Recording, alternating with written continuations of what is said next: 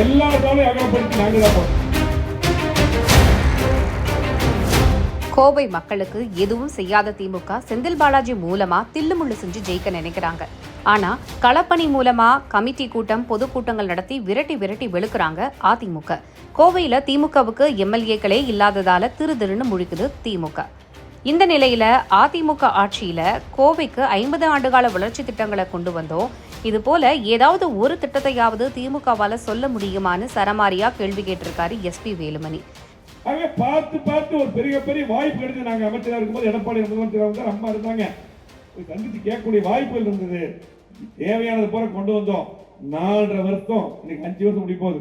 இதே இடத்துல திமுக மேல போட்டு பேசி ஒரு திட்டம் வாய்ப்பு கொண்டு வந்து சொல்லி பார்ப்போம். கோவை சின்னியாம்பாளையம் பகுதியில் அதிமுக 54வது ஆண்டு துவக்க விழாவை முன்னிட்டு அதிமுக எம்எல்ஏ VP கந்தசாமி தலைமையில் மாபெரும் பொதுக்கூட்டம் நடைபெற்றுச்சு.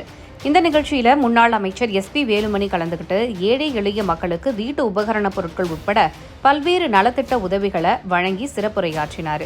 அப்போது பேசின அவர், கட்சி ஆரம்பிச்சதுல இருந்து தோல்வியே காணாத தலைவர் புரட்சித் தலைவர் எம்ஜிஆர் தான். அவரோட மறைவுக்கு பிறகு கழகத்தை 3வது பெரிய கட்சியா உயர்த்தி காட்டியவர் மாண்புமிகு அம்மா.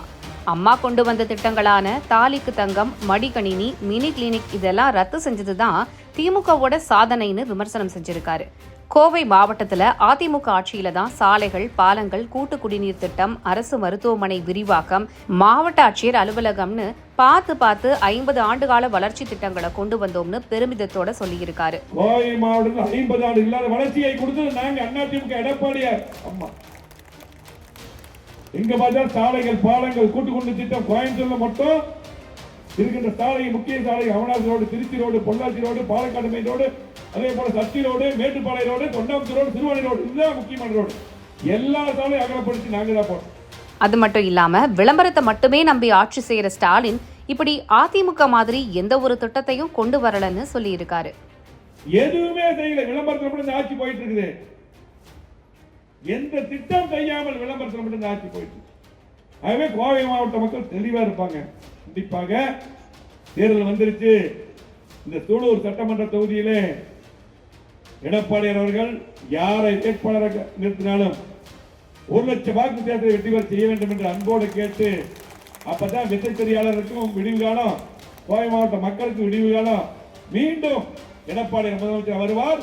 கோவை மாவட்டத்தை புறக்கணித்த திமுகவை புறக்கணித்து விடுபட்ட திட்டங்களை போல மீண்டும் கொண்டு வருவோம் என்று சொல்லி சிறப்பான கூட்டத்தை எழுச்சியான முறையில் ஏற்பாடு செய்த சட்டமன்ற உறுப்பினர், அதே போல நம்முடைய ஒன்றிய செயலாளர், 2 ஒன்றிய செயலாளர்கள், அதே போல 3 ஒன்றிய செயலாளர்கள், அத்தனை நிர்வாகிகள், அத்தனை பேருக்கும் நன்றி கலந்த வணக்கத்தை, அதே போல நம்முடைய சிந்திமலை கிளைகளுக்கும் ஒன்றிய செயலர் கந்தவேல் உட்பட, நம்முடைய கந்தா எம்எல்ஏ உட்பட, தோப்பத்தன் உட்பட, குமரவேல் உட்பட, பிரகாஷ் உட்பட, அப்புத்தாங் உட்பட அத்தனை நிர்வாகிகள், அதே போல சிந்திமலை கிளைகளுக்கு நன்றி கூறி விட.